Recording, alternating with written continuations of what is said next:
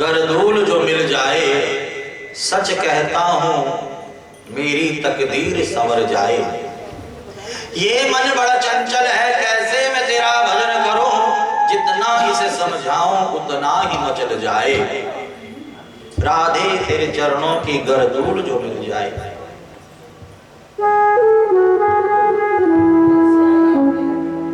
आज 5 वर्ष के बालक ध्रुव ने जब भगवान का भजन किया, भगवान नारायण का दर्शन मिल गया। 30,000 वर्षों तक राजगद्दी पर बैठने का आशीर्वाद और सशरीर ध्रुव लोक में आसीन होने का आशीर्वाद मिल गया। भगवान का स्मरण करते हुए 5 वर्ष का बालक ध्रुव जब अपने घर आया, माता पिता को बड़ी ग्लानि हुई कि देखो इतना समय हमने अपना जीवन का बिता दिया, फिर भी भगवान का भजन नहीं किया, और हमारे बेटे ने 5 वर्ष की अवस्था में ही भगवान को प्राप्त कर लिया। अपने पुत्र ध्रुव को राजगद्दी देकर के महाराज उत्तानपाद सुरुचि सुनीति भजन करने के लिए चले गए। और आज महाराज ध्रुव प्रजा का पालन कर रहे हैं, जैसे पिता पुत्र का पालन करता है, बच्चों का पालन करता है। पूरे राज्य में खुशहाली ही खुशहाली है। ध्रुव का भाई उत्तम यक्षों के साथ युद्ध करने जाता है और उस युद्ध में मारा जाता है। ध्रुव ने यक्षों के साथ युद्ध किया है। निरपराध यक्ष मारे जा रहे थे। यक्षों के राजा कुबेर वहां पर प्रकट हो गए। उन्होंने ध्रुव को युद्ध करने से रोका। वहीं पर भगवान नारायण प्रकट हो गए, ध्रुव को खूब आशीर्वाद दिया। वहीं पर मृत्यु देवता सामने खड़े थे। विमान आया, ध्रुव जी विमान पर जाने लगे तो मृत्यु देवता ने कहा कि ये मृत्यु लोक है, बिना मुझे ग्रहण किए आप नहीं जा सकते होते, ये मृत्यु लोक है।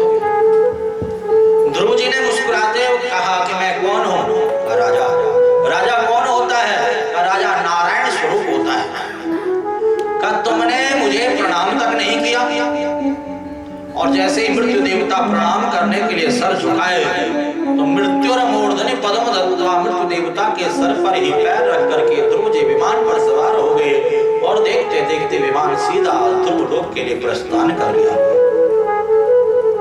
ये वही 5 वर्ष का बालक ध्रुव है जिसने भगवान नारायण की कठोर साधना की, नारायण को प्राप्त किया। 30,000 वर्षों तक राजगद्दी पर विराजमान रहा, पूरे सार्वभौम सुख को प्राप्त किया। और आज देखिए भगवान नारायण की कृपा से ध्रुव तारे के रूप में चमक रहा है। आज भी जब विवाह होता है तो विवाह के बाद ध्रुव दर्शन का विधान है। ध्रुव तारे का दर्शन कराया जाता है। हमारे जीवन में अनेकों अनेकों विधान हैं, 16 संस्कार हैं।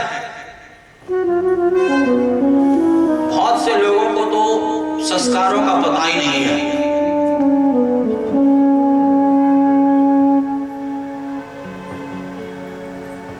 कई लोगों को पता ही नहीं कि अन्नप्राशन संस्कार क्या होता है, जात कर्म संस्कार क्या होता है, कर्ण भेदन संस्कार क्या होता है, यज्ञोपवीत संस्कार क्या होता है, नामकरण संस्कार क्या होता है, किस प्रकार से करना चाहिए। बहुत से लोगों को पता ही नहीं है।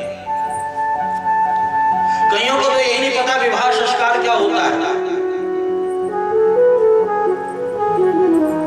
कोर्ट में जाते हैं, साइन करते कहते हो गया विवाह। संस्कार लोगों को यही नहीं पता कि अंत्येष्टि संस्कार क्या होता है।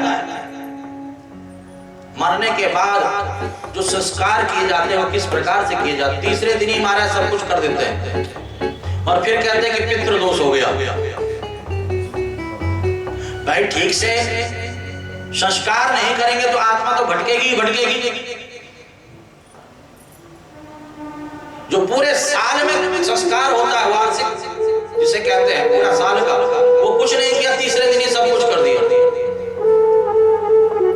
16 संस्कार हैं। इन संस्कारों का ज्ञान हम सबको होना चाहिए और हम सबको इन संस्कारों को विधि विधान से करना चाहिए। विवाह जैसा संस्कार जजमान पंडित जी से कहता है, पंडित जी जल्दी जल्दी करो, फटाफट करो। अब पंडित जी को तो अपनी दक्षिणा से मतलब होता है।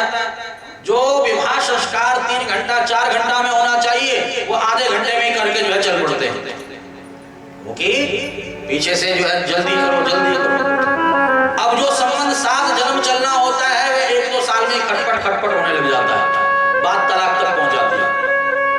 भाई जब संस्कार ठीक से किया ही नहीं, विवाह जैसा संस्कार ठीक से मंत्र पढ़े ही नहीं गए, तो फिर ऐसा ही होगा ना।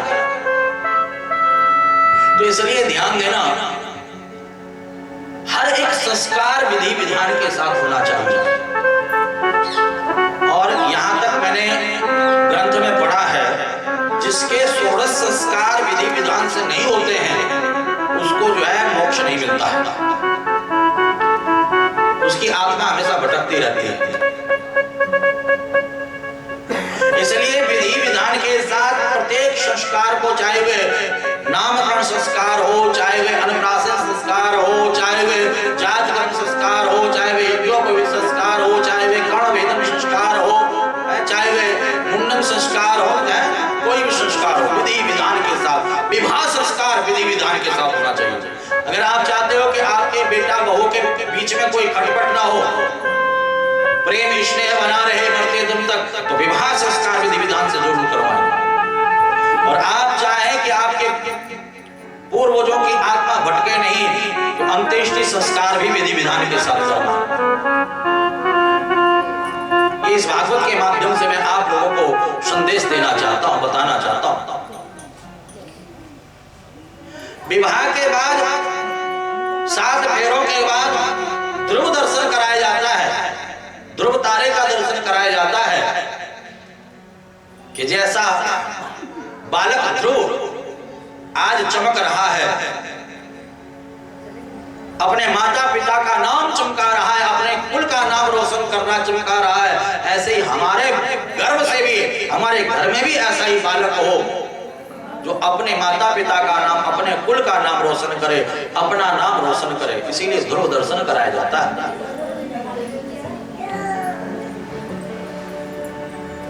महाराज ध्रुव के ही वंश में आगे चलकर एक राजा हुआ है जिसका नाम वैन हुआ है, ये नास्तिक हुआ है। इसने कह दिया कि नाष्टव्यम न दातव्यम न होतव्यम द्विजाकुचित, न कोई यज्ञ करेगा, न कोई पूजा करेगा, न कोई पाठ करेगा, मैं ही नारायण हूं, मैं राजा हूं, अगर पूजा करनी है पाठ करना है तो मेरा करो। अब हमारा चारों ओर यज्ञ बंद हो गए, पूजा पाठ बंद हो गया, दान पुण्य सब समाप्त हो गया। ऋषि ब्राह्मण संत सब इकट्ठा हुए, नास्तिक वैन को समझाने लगे। एक होता है आस्तिक और एक होता है नास्तिक। आपने दोनों प्रकार के लोग देखे होंगे। जो आस्तिक होते हैं वे पूजा पाठ यज्ञ अनुष्ठान जाप तप दान पुण्य सब करते हैं, परंतु जो नास्तिक होते हैं उन्हें इन सब चीजों से कोई मतलब नहीं होता। कोई पूजा पाठ यज्ञ अनुष्ठान दान पुण्य कर रहा होता है उसे भी रोक देते हैं। आपने देखा होगा रोक देते हैं। यहां पर ऋषियों ने इस नास्तिक को समझाया कि धर्मेण राज्यं लभते मनुष्य स्वर्गं च धर्मेण नरः प्रयान्ति आयुष्य कीर्तेन तपस्य धर्मा धर्मेण मोक्षं लभते मनुष्य धर्मोत्र माता पितरो नरस्य धर्मः सखा चात्र परे च लोके त्राता च धर्मस्ति मोक्षदश्च धर्मादिते नास्ति तु किंचिदेव। धर्मेण राज्यं लभते मनुष्य, मनुष्य धर्म से ही राज्य सुख को प्राप्त करता है, ऊंचे पद को प्राप्त करता है। जो चाहता है कि हमें ऊंचा ऊंचा पद मिले उसे धर्म करना चाहिए, धर्म का अनुसरण करना चाहिए। धर्म से ही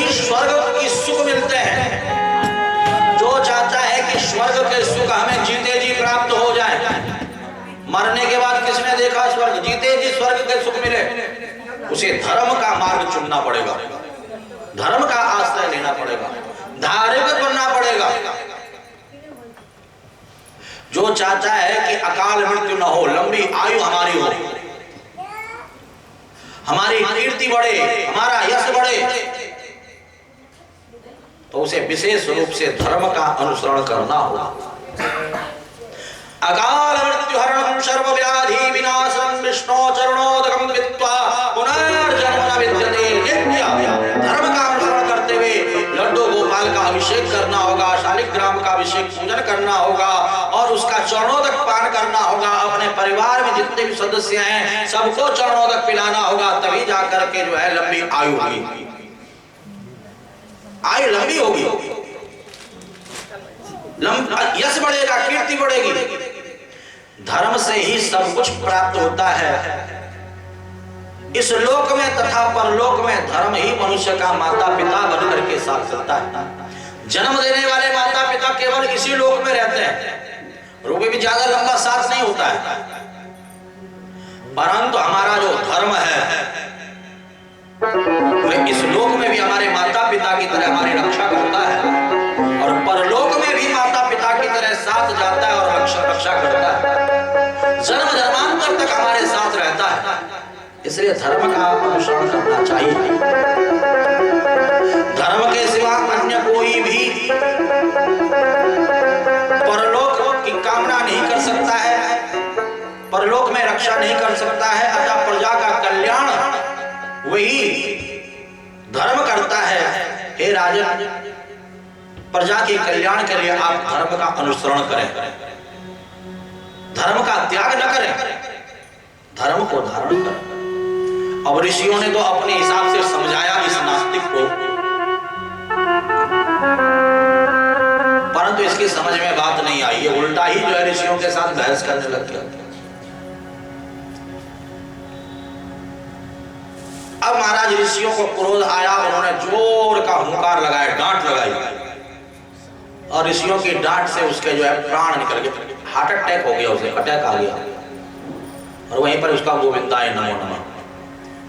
अब राजा नहीं रहेगा तो अराजकता फैल जाएगी, चोर डाकू लुटेरे जुआरी शराबी सब बढ़ जाएंगे, क्योंकि राजा का भय होता है। भय हर किसी के जीवन में होना चाहिए, डर हर किसी के जीवन में होना चाहिए, चाहे पति का डर हो, चाहे पत्नी का डर हो, चाहे बेटे का हो, चाहे माता पिता का हो, चाहे गुरु का हो, चाहे भगवान का डर हो। अगर भगवान का डर है तो कोई भी गलत काम नहीं करेगा, और भगवान का डर नहीं रहेगा तो मनमाने ढंग से चलेंगे। चाहे वो पुलिस का डर हो, अगर पुलिस का डर रहता तो महाराज पता है कि चालान कट जाएगा। दिल्ली मेरे एक भक्त हैं, कल मेरी बात हो रही थी, कहा गुरुजी अगर कोई बिना मास्क के पकड़ा जाता 2000 रुपए का चालान तुरंत कट जाता है। तो घर में भले ही मास्क ना पहने, परंतु डर इतना है कि जैसे घर से बाहर निकलते तो मास्क पहन लेते हैं। डर है कि नहीं? अब हेलमेट कोई नहीं लगाना चाहता है, परंतु पता चल जाता है कि फलाने चौराहे पे काली वर्दी वाले खड़े हैं, चालान कट जाएगा, तुरंत हेलमेट पहन लेते हैं। पहनते कि नहीं पहनते? डर है कि नहीं? हेलमेट पहनेंगे तो अपनी सुरक्षा, उनकी सुरक्षा थोड़ी ना है, आपकी स्वयं की सुरक्षा। डर होना बहुत जरूरी है।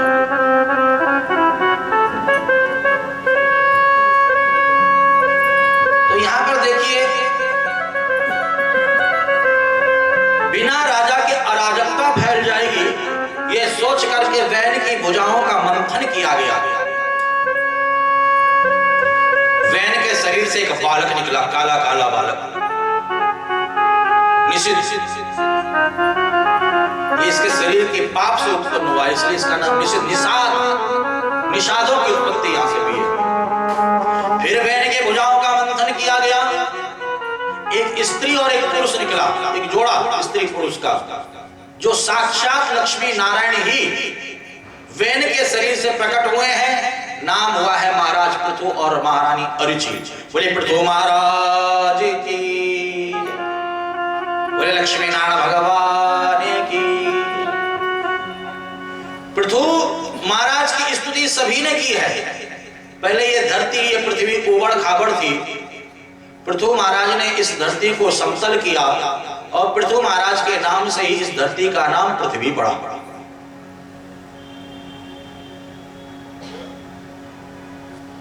यहां पर पृथु महाराज ने बहुत सारे यज्ञ किए, बहुत सारे पूजा पाठ जाप तप सब किए।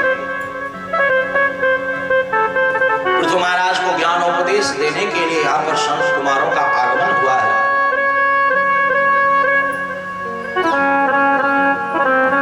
क्या राजन, पूजा करो, पाठ करो, यज्ञ करो, अनुष्ठान करो, जप करो, तप करो, स्वार्थ को लेकर के मत करो। अपने स्वार्थ के लिए कभी भी कोई कार्य नहीं करना चाहिए।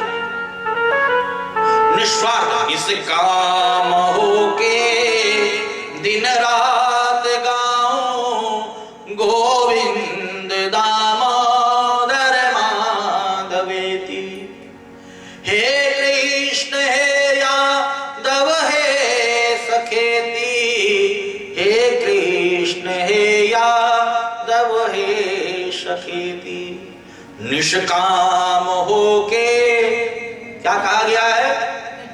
निष्काम होके, बिना कामनाओं के। ये नहीं कि मुझे ये भी मिल जाए, वो भी मिल जाए, इतना मिल जाए, उतना मिल जाए।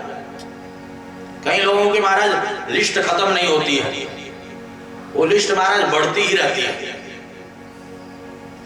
बिना लिस्ट के, बिना इच्छा के, बिना कामनाओं के। अगर कामना रखो तो क्या रखो?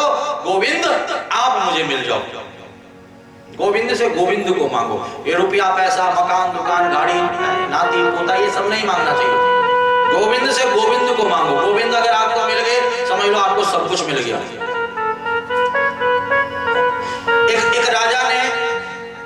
एक राजा ने घोषणा कर दी कि प्रातः काल सबसे पहले दरवाजा खुलेगा और राजमहल में प्रवेश जो सबसे पहले करेगा और जिस वस्तु को हाथ लगाएगा वो वस्तु उसकी। सोना भी रखा रहेगा, चांदी भी रखा रहेगा, हीरा जवाहरात आभूषण वस्त्र सब कुछ रखा रहेगा। जो जिसको छुएगा वो उसका। अब महाराज प्रातः काल जैसे ही राजमहल का दरवाजा खुला, अब महाराज भीड़ टूट पड़ी भीतर। कोई रुपए की तरफ भाग रहा, कोई महाराज हीरे जवाहरात की तरफ, कोई आभूषणों की तरफ, कोई किसी चीज, कोई किसी। एक बच्चा, छोटा सा बच्चा सीधा राजा के पास गया, राजा का हाथ पकड़ लिया। राजा ने कहा भाई तुझे कुछ नहीं चाहिए? देख कोई हीरे की ओर भाग रहा, कोई जवाहरात की ओर भाग रहा, कोई रुपए की ओर, कोई पैसे की ओर, कोई वस्त्र, कोई आभूषण, सब अपनी अपनी इच्छा की ओर। जिसके मन में जो कामना है। तुझे कोई कामना नहीं, तुझे नहीं चाहिए कुछ, तूने तो आकर के मेरा हाथ पकड़ लिया सीधा। कहा राजन मैंने आपने कहा था जो जिसको छुएगा वो उसका। आज से आप मेरे, और जब आप मेरे तो आपका जो कुछ है सब मेरा। जब आप मेरे हो गए तो सब कुछ मेरा हुआ कि नहीं हुआ?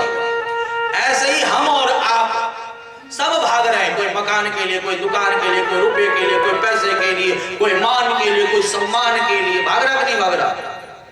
कोई धन के लिए, कोई दौलत के लिए, सब भाग रहे हैं। कोई बेटे के लिए, कोई बेटी के लिए, कोई नाती के लिए, कोई पोते के, सब भाग रहे हैं। भाग रहे कि नहीं भाग रहे? सबकी अपनी अपनी मंजिल है, अपने अपने दौड़ है। परंतु हम सब में से कोई एक ऐसा भी है जो केवल नारायण के लिए आगे दौड़ रहा है। नारायण मुझे मिल जाए, गोविंद मुझे मिल जाए, मेरा ठाकुर मुझे मिल जाए। और जिसको ठाकुर मिल गया समझ लो उसे सब कुछ मिल गया, सब कुछ मिल गया। इसलिए निष्काम होके दिन रात गाओ गोविंद दामोदर माधवेति। निष्काम होकर के गोविंद का भजन करना चाहिए।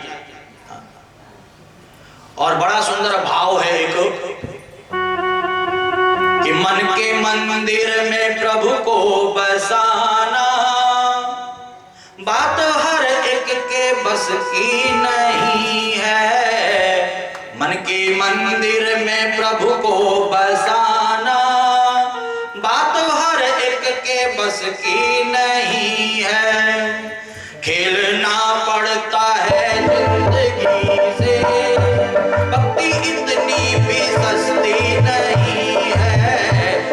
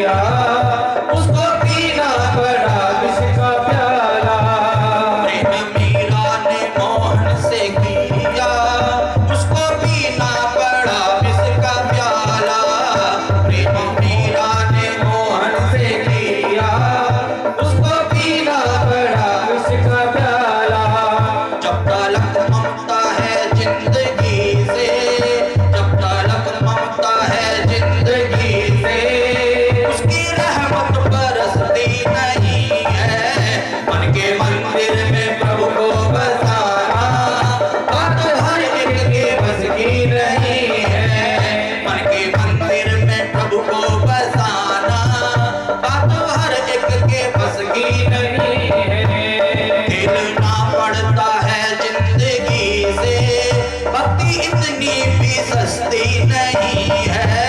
मन के मंदिर में प्रभु को बसाना बात हर एक के बस की नहीं है।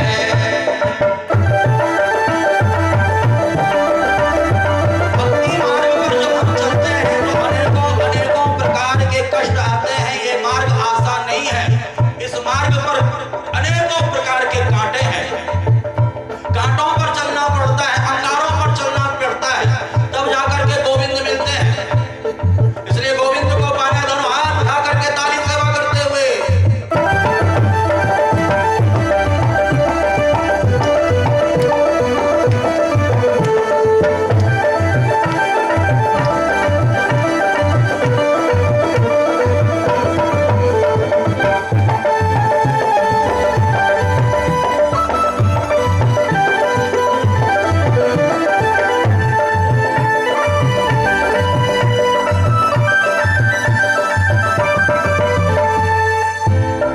तन पे संकट पड़े मन ये डोले, लिपटे खंबे से प्रहलाद बोले।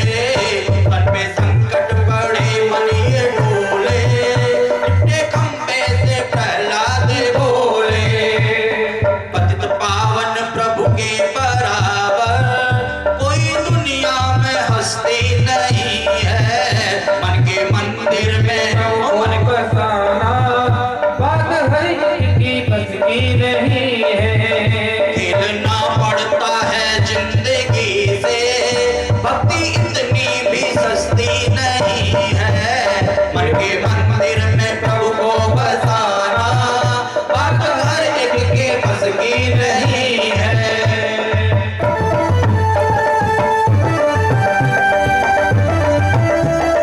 मीरा भाई ने प्रभु की भक्ति की तो मीरा को विष का प्याला पीना पड़ा और विष अमृत में बदल गया। तब जाकर के उसे गोविंद मिले। और प्रहलाद का चरित्र आप श्रवण करोगे, प्रहलाद के जीवन में कितने संकट आए और खंबे से नारायण प्रभु प्रकट हो गए। और प्रहलाद जी कहते हैं पतित पावन प्रभु के बराबर इस दुनिया में और कोई नहीं है, क्योंकि प्रभु ही पतित पावन है, भक्तों के रक्षक हैं, भक्तों के संकटों को दूर करने वाले, हरने वाले हैं। इसलिए अगर आप चाहते हो आपके संकट दूर हो, दोनों हाथ उठा करके ताली सेवा करते हुए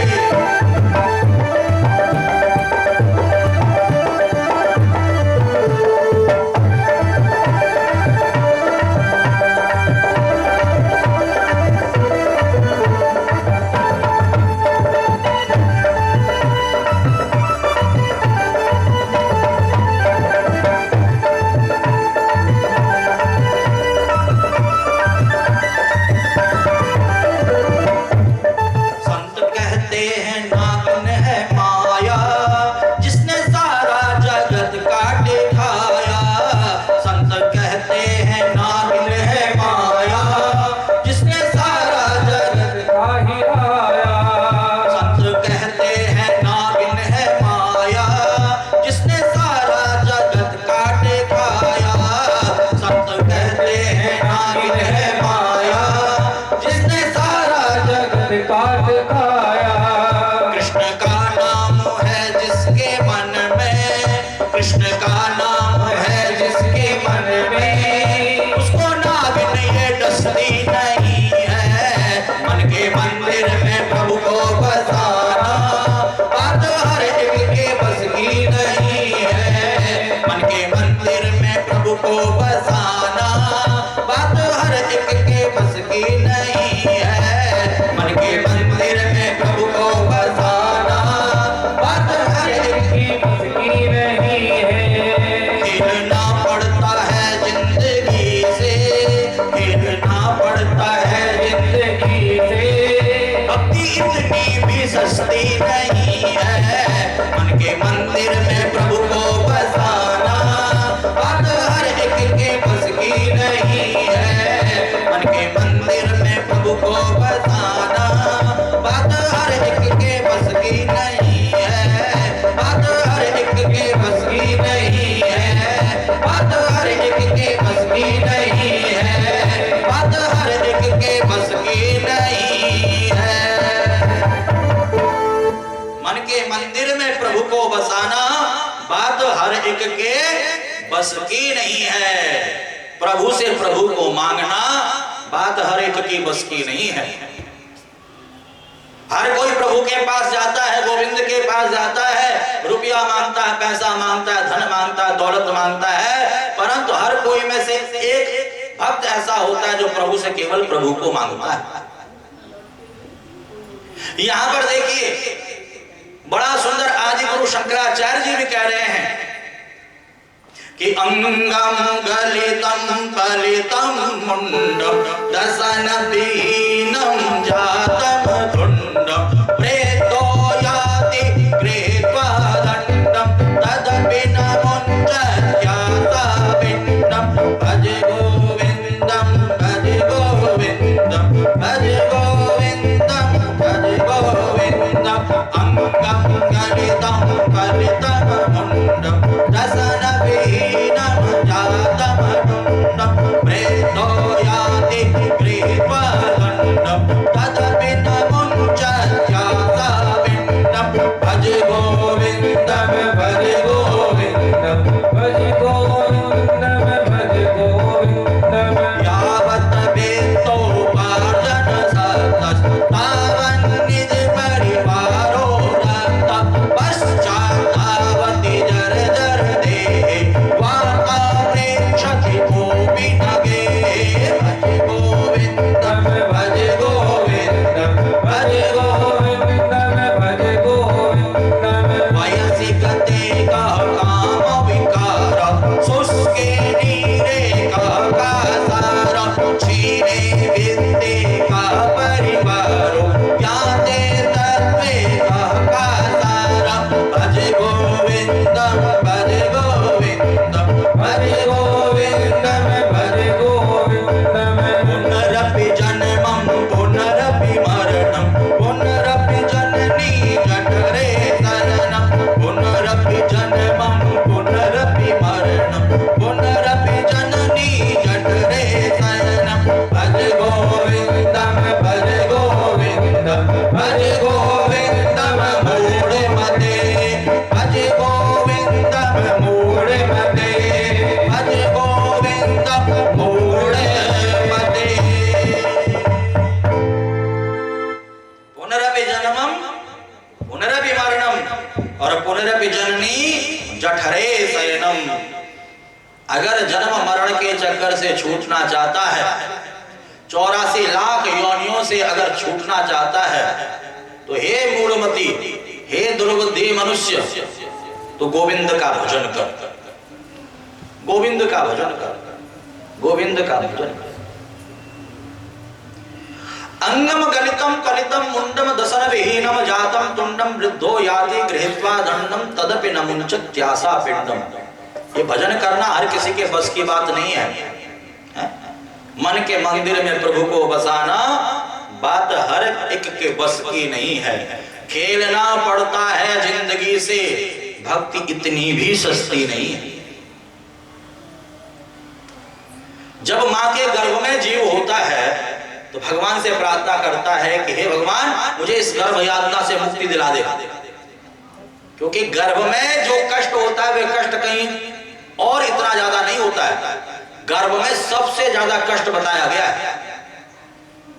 माँ बहुत ठंडा ठंडा पिए तो बहुत ठंड लगती है, माँ बहुत ज्यादा गरम गरम कुछ खाए पिए तो बहुत ज्यादा शरीर जलने लगता है।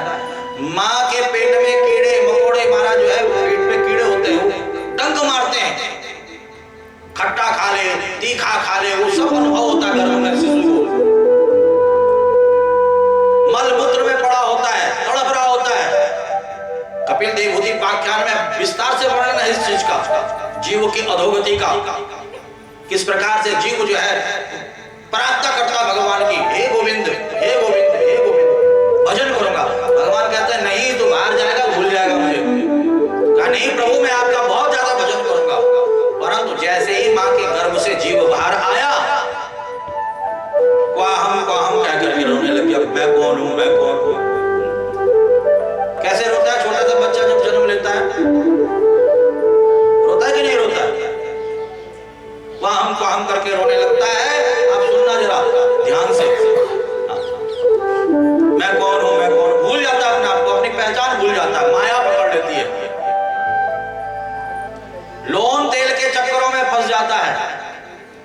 मेरा मेरा मेरा तेरा, ये सब जो है लपेट लेता है उसे। लोम तेरे से बाहर ही नहीं निकलता। भगवान सोचते हैं कल भजन करेगा, परसों भजन करेगा, अरे आज तो करेगा, अरे कल तो करेगा। ऐसे करते करते महाराज जो है समय बहुत ज्यादा बीत जाता है। भगवान घंटी बजाते हैं, भाई याद कर ले मुझे। बाल सफेद कर देते हैं, सफेद होने लगते हैं। अरे बहुत तो जो है फैशन के चक्करों में भाग गया, भजन कर ले, वो मैं बालों को काला कर देता है। आजकल तो लाल पीला भी कर दे रहे हैं लोग, मेहंदी लगा करके बालों को रंग देता है कि नहीं अभी तो मुझे बहुत फैशन करना है, भजन बाद में करेंगे। भगवान कहते हैं तो बड़ा तेज है। फिर कुछ दिनों बाद भगवान दूसरी घंटी बजाते हैं, कानों से सुनाई देना बंद होता है। अरे तूने बहुत संसार की गप्पें सुन ली, इधर उधर की बातें सुन ली, भजन कर ले मेरा। ये कानों में मशीन लगवा लेता है, नहीं अभी बहुत सारी बातें सुननी बाकी। भगवान फिर घंटी बजाते हैं, आंखों से दिखाई देना बंद हो जाता है। अरे तूने बहुत संसार को देख लिया, अब तो मुझे देख। अभी हमारे जैसे चश्मा लगवा लेता है, नहीं अभी बहुतों को देखना है। फिर भगवान घंटी बजाते हैं, दांत एक एक करके जो है निकलने लगते हैं। तूने खा बहुत कचौड़ी पकौड़ी खा लिया, बहुत तूने जो है काजू बादाम खा लिया, अब तू चरणों तक पी मेरा, भजन कर मेरा चरणों तक पी। ये नकली दांत लगा देता है, नकली बत्ती से लगा देता है। कहा नहीं अभी तो बहुत जो है मेवा मिष्ठान खाना बाकी। भगवान फिर घंटी बजाते हैं, भाई अब तो भजन कर ले, शरीर से चला नहीं जाता है, अब ये लाठी का सहारा लेकर के चलता है। कहा नहीं अभी तो मुझे बहुत घूमना है। फिर ये बिस्तर पकड़ लेता है और कंठम घुर घुरायते, कंठ से घुर घुर शब्द होने लगता है। बेटा बहू नाती पोता गाली देने लगते हैं, अब शब्द बोलने लगते हैं। भगवान इसे उठाता भी नहीं है, स्वानवत स्थिति हो जाती है। बेटा बहू ने दे दिया तो खा लिया, नहीं तो पड़े हुए हैं। ऐसी स्थिति होने पर भी ये भगवान का भजन नहीं करता है, फिर भी कहता है मेरे ही तो है, मेरा ही तो बेटा है, मेरी ही तो बहू है, मेरा ही तो नाती पोता है, मेरा ही तो घर परिवार है। और ये भगवान को नहीं कहता कि भगवान मेरा है।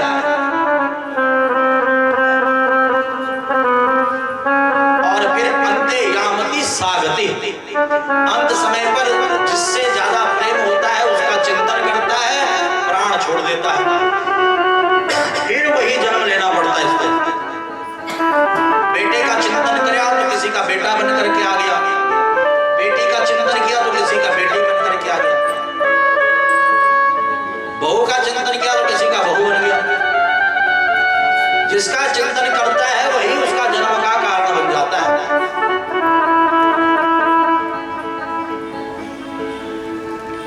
ध्यान देना, भागवत में भरतोपाख्यान आता है बड़ा सुंदर। एक राजा हुए हैं भरत, जिन्होंने अपने पुत्र को राजगद्दी दे दी और नेपाल गंडकी नदी के तट पर आकर के भजन करने लगे। एक हिरण का बालक बहता हुआ आ रहा था, उसको छोटा सा बालक, नन्हा सा बालक जान करके इसका कोई भी नहीं है, अपनी कुटिया में लेकर के आ गया। अब यहाँ पर उस हिरण बालक के लालन पालन में इतना ज्यादा लग गए कि भजन करना छूट गया। इतना ज्यादा आसक्त हो गए, इतना ज्यादा आसक्ति हो गई, भजन नहीं करते। अब उसी को खिलाना पिलाना घुमाना उसी में लग गए। आए थे हरि भजन को और ओटन लगे कपास वाली काली होगी। अब ये हिरण बालक बड़ा हो गया तो अपने सजातीय पशुओं के साथ मौका देख करके भाग गया जंगल में। अब उस हिरण बालक के प्रेम में इतने पागल हो गए, उसका चिंतन करते करते खटिया पकड़ ली। अब उसका इतना ज्यादा प्रेम, इतना ज्यादा चिंतन, मरते मरते उस हिरण का ही याद आ गया। अंते यामति सागति, अंत समय पर जो हमें याद आता है वही हमारे जन्म का कारण बनता है। जिससे भी हमारा प्रेम ज्यादा होगा वही हमें मरते समय याद आता है। गोविंद से प्रेम ज्यादा होगा, परमात्मा से प्रेम ज्यादा होगा तो परमात्मा याद आएंगे मरते समय पर, अन्यथा मरते समय पर परमात्मा याद आने वाले नहीं है। अगर आपका प्रेम गोविंद से है तो ही गोविंद याद आएगा, अन्यथा बेटा बेटी नाती पोता, आजकल लोग कुत्ता बिल्ली से बहुत प्रेम करते हैं और वही कारण कुत्ता बिल्ली बनने का हो जाता है। तो ध्यान देना, हिरण को याद किया, हिरण योनि में आगे, परंतु पूर्व जन्म के संस्कार कभी व्यर्थ नहीं जाते। मैंने कल परसों भी आपको बताया था कि आपके अंदर भक्ति के संस्कार है तो आप यहां पर बैठे हुए हो। अगर आपके अंदर भक्ति के संस्कार नहीं होते तो आप यहां पर नहीं बैठे होते, औरों की तरह आप भी अपने घरों में होते। जैसे और लोग हैं, हजारों लाखों लोगों को पता है कथा हो रही वसंत विहार कॉलोनी में, और अपने घरों में आनंद ले रहे कि नहीं ले रहे लोग, और आप लोग यहां पर बैठे हुए हो क्योंकि आपकी जन्म पत्रिका में भक्ति का योग, आपने पूर्व जन्म में गोविंद की भक्ति की है। ये बात मान लो, आप इस बात को गांठ मान दो। आप अगर आपने पूर्व जन्म में गोविंद की भक्ति नहीं की होती तो आज यहां पर नहीं बैठे होते, आपके अंदर संस्कार नहीं होते। मथुरा वाली हमारी मैया बैठी हुई है यहाँ पर, अभी मथुरा से कथा सुनकर के आई और तुरंत जैसे पता चला यहाँ पर कथा हो रही है तो महाराज यहाँ भी कथा सुनने आ गए। अभी ये कहें कि मैं तो मथुरा कथा सुनी आई हूँ, अब यहाँ पर क्यों सुनूं? मैं तो सुन चुकी हूँ कथा, कई बार सुन चुकी हूँ, परंतु नहीं, इनके अंदर इतनी ज्यादा भक्ति है जहां कथा मिले वहीं पहुंच जाए, जिस जगह कथा मिले वहीं पहुंच जाए। आपने देखा होगा कि परसों में उठ नहीं पा रहा था यहाँ से, दो इधर से पकड़े दो इधर से पकड़े, बड़ी मुश्किल से उठ करके नीचे आया। मैया ने कहा मेरा बेटा फिजियोथेरेपी करता है, आप जो है पीर के सामने ही है, कामाख्या के नाम से ना। और मैं हकीकत बताऊं, सुबह होते ही मैं पहुंच गया भैया के पास, और भैया को जब पता चला कि भाई आप कथा करते हो और हमारी माता जी कथा में आती है तो मेरे से पैसा भी नहीं लिया। मैं आज भी गया तो आज भी फिजियोथेरेपी करवाई। मैंने कहा भैया सेवा, कहा नहीं आप सेवा मत दीजिए। मैंने कहा सेवा, कहा नहीं आप रहने दीजिए। मैंने कहा भैया सेवा, कहा कि नहीं कहा मैंने, और मैं एकदम से मैंने कहा भैया ठीक है धन्यवाद। इतना इतना जो है भक्ति, कोई 1 रुपया ना छोड़े किसी का हमारा। तो ये संस्कार होते हैं हमारे अंदर, ये भक्ति के संस्कार होते हैं। ये संस्कार इस जन्म में हम भक्ति कर रहे हैं, ये संस्कार ऐसे ही व्यर्थ नहीं जाते हैं, ये जन्म जन्मांतर तक बने रहते हैं। कब तक? मोक्ष पर्यंतम, जब तक गोविंद नहीं मिलते हैं, जब तक परमात्मा नहीं मिलते हैं, तब तक ये संस्कार हमारे बने रहते हैं। और इन संस्कारों को बनाए रखना ये हमारा दायित्व है, ये हमारा कर्तव्य है, ये हमारा धर्म है, ताकि हम भक्ति मार्ग पर चलते रहें और गोविंद हमें मिले। कितना भी कष्ट आए, कितना भी संकट आए, पर इस मार्ग को नहीं छोड़ना है, भक्ति मार्ग को नहीं छोड़ना। कितना भी लोग कुछ भी कहते हैं। अब यहां पर देखिए, पूर्व जन्म के संस्कार थे, हिरण योनि में पहुंच गए। हिरण योनि में भी भगवान का भजन किया। अभी पीछे ही अभी कथा हुई थी शिवलोक में, वो राधे आती थी हमारी कथा में, आपने देखा होगा छोटी सी राधे, वो आज हमारे बीच नहीं रही। तो उसके माता पिताजी ने राधे की याद में, क्योंकि राधे की इच्छा थी कि कथा करवाऊं तो कथा करवाऊं। तो एक तितली महाराज पूरे 7 दिन तक, तितली देखिए आप लोगों ने क्या बोलते हैं, बटरफ्लाई तितली, वो पूरे 7 दिन तक जब कथा प्रारंभ हो आकर के एक जगह पर बैठ जाए और रोज कथा सुने। एक जगह पर कथा चल रही थी देहरादून में, एक महाराज जैसे कथा का टाइम हो, एक श्वान कुत्ता आकर के कथा में बैठ जाए। यहाँ भी कई बार ऐसे कथा में हुआ, कितना भी भगाओ भागे नहीं।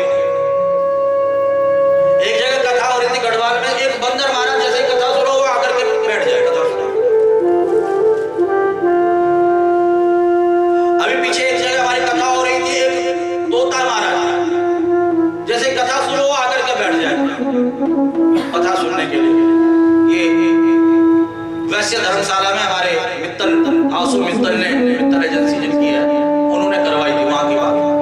तो देखिए पशु पक्षी के अंदर संस्कार होते हैं, ये केवल मनुष्यों के अंदर नहीं होते हैं संस्कार, पशु पक्षी के अंदर भी होते हैं।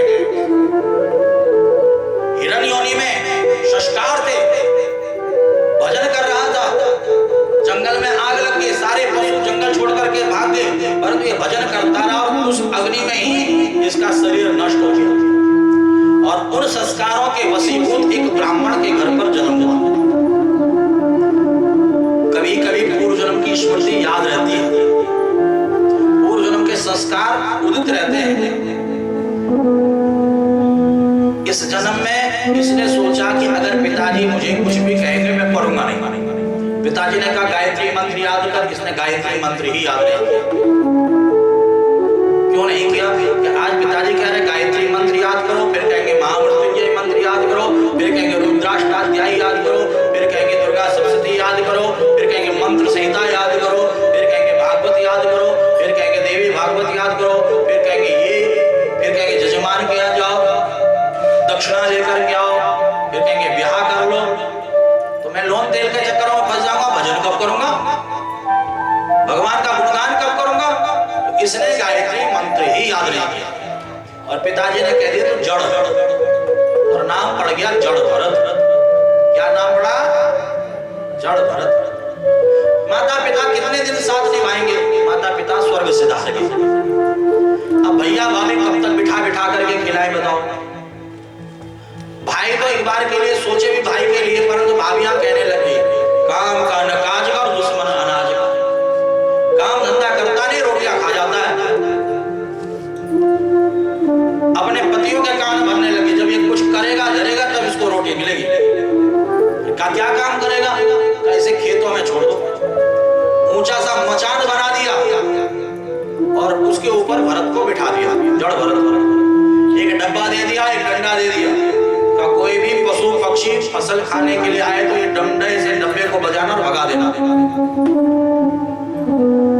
तब तुझे जो है रोटी मिलेगी। अब ये कह करके चले गए भैया भाभी, और भरत जी महाराज देख रहे हैं नन्ही नन्ही चिड़िया वो फसल खा रही थी। भरत जी महाराज देख करके बड़े प्रसन्न हो रहे, कह रहे हैं हरी की चिड़िया हरी का खेत, खालो चिड़िया भर भर पेट, हरी की चिड़िया हरी का खेत, खालो चिड़िया भर भर पेट, खालो चिड़िया खालो चिड़िया खालो चिड़िया खालो चिड़िया खालो चिड़िया खालो चिड़िया खालो चिड़िया खालो चिड़िया, हरी की चिड़िया हरी का खेत, खालो चिड़िया भर भर पेट, हरी की चिड़िया हरी का खेत, खालो चिड़िया भर भर पेट, हरी की चिड़िया हरी का खेत, खालो चिड़िया भर भर पेट, हरी की चिड़िया हरी का खेत, खालो चिड़िया भर भर पेट। अब चिड़िया भी बड़ा आनंद लेने लगी। पहले तो उड़ती थी, फिर आती थी, उड़ती थी, आती थी। अब इनको भी आनंद आने लग गया और ये महाराज जो है संगीतमय भंडारा चालू हो गया। सारी चिड़ियाएं महाराज जो है फसल खा रही हैं। भैया भाभी के मन में आया जरा जाकर के देखे कि खेतों की रखवाली ठीक तरह से हो रही है कि नहीं हो रही है। जब भैया भाभी देखने के लिए आए तो भरत जी महाराज खालो चिड़िया भर भर पेट, खालो चिड़िया भर भर पेट, खालो चिड़िया भर भर पेट, खालो चिड़िया भर भर पेट, हरी की चिड़िया हरी का खेत, खालो चिड़िया भर भर पेट, हरी की चिड़िया हरी का खेत, खालो चिड़िया भर भर पेट, खालो चिड़िया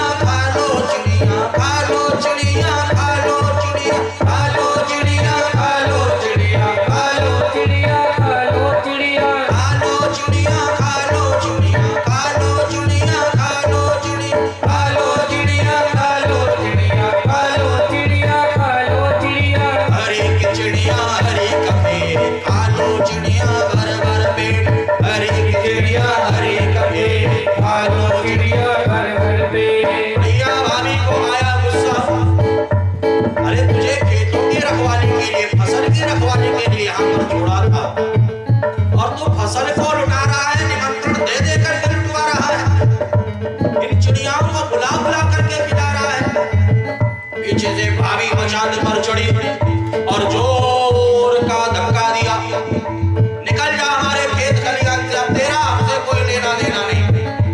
भरत जी महाराज यहाँ से सीधा चल पड़े। राजा रघुगुण जा रहा था पालकी पे बैठ करके कपिल देव के आश्रम में ज्ञान प्राप्त करने के लिए। पालकी को 4 सेवक कंधे पर लेकर के चल रहे थे। एक सेवक बीमार पड़ गया, पालकी रुक गई। राजा रघुगुण ने कहा देखो कोई जा रहा हो तो लेकर के आओ,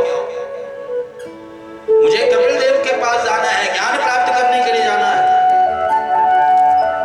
तो हट्टा कट्टा भरत जी दिखाई दिए, आओ राजा की सवारी चल रही है, पालकी उठाओ।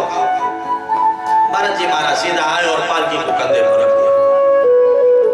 और जब चलते तो मेरे पैरों के नीचे कोई कीड़ा मकोड़ा न मर जाए, इस बात का विशेष रूप से ध्यान रखते। देखिए चातुर्मास में संत महापुरुष एक जगह पर रहकर के भजन करते, क्यों? क्योंकि ये बरसात का महीना होता है, इस महीने में कीड़े मकोड़े ज्यादा पनपते हैं। संत महापुरुष हमारे पैरों से कोई जीव हत्या ना हो, कोई कीड़ा मकोड़ा ना मरे, इसलिए चातुर्मास एक जगह पर रहकर के करते हैं, एक स्थान पर रहकर के।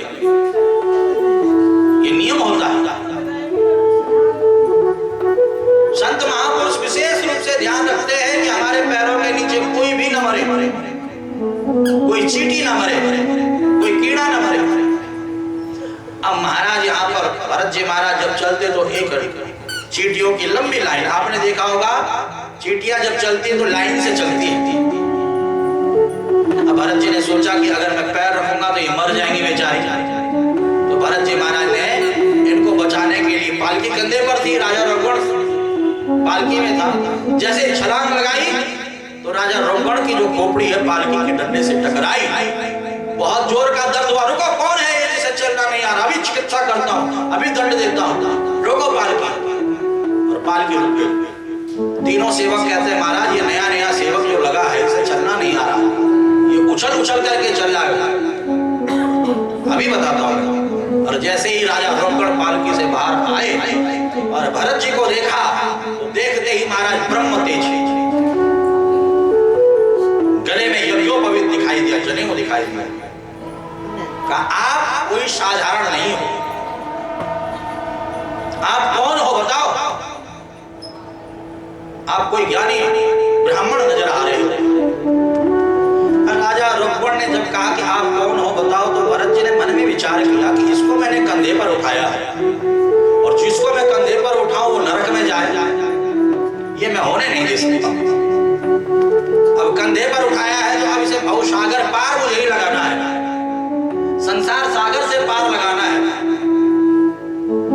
तो जो भरत जी महाराज जिनको जड़ भरत कहते हैं, जो कभी नहीं बोले थे, आज पहली बार बोले हैं कि राजा रघुगुण तूने कहा है कि तू चिकित्सा करेगा, तू दंड देगा, तो किसकी चिकित्सा करेगा, किसको दंड देगा? अगर ये शरीर मैं हूं, ये शरीर तो नाशवान है। इस शरीर की 3 स्थितियां होती है, 3 गतियां होती है। या तो जला दिया जाता है, और जब इसे जला दिया जाता है तो एक मुट्ठी राख बचता है। या तो इसे दफना दिया जाता है, दफना देंगे तो कीड़े मकोड़े अपना भोजन बना लेंगे, और या तो इस शरीर को फेंक दिया जाता है। चील कौवे इसको अपना आहार बना देते हैं।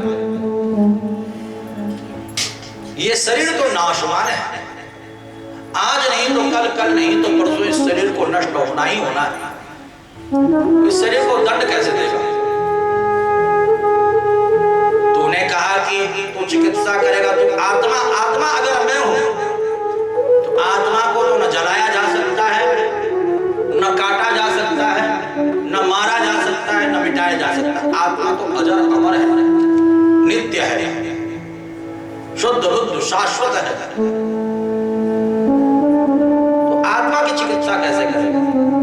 अब तो महाराज राजा रघुगुण ने भरत जी के पैर पकड़ लिए। साक्षात कपिल देव मेरे सामने लगता है मेरी परीक्षा लेने के लिए आए हैं, मुझे ज्ञान हुआ। तब यहां पर भरत जी महाराज ने राजा रघुगुण को भवाटवी का ज्ञान दिया। नवग्रहों का गति, नवग्रहों का ज्ञान दिया, अनेकों अनेकों प्रकार से ज्ञान देते हुए नरकों का वर्णन किया। 28 प्रकार के नरक हैं और मनुष्य अपने कर्मों के फल स्वरूप ही स्वर्ग एवं नरक को प्राप्त करता है। स्वर्ग नरक इस पृथ्वी पर भी है, ये नहीं कहा कि यही है, यहां भी है। अब कैसे पहचान होगी कि कौन स्वर्ग से आया है, कौन नरक से आया है, कौन स्वर्ग में रह रहा है, कौन नरक में रह रहा है, कौन स्वर्ग को जाएगा, कौन नरक को जाएगा, कैसे पता चलेगा? तो यहाँ पर 2 श्लोकों में बताया है, स्वर्ग और नरक की पहचान बताई है।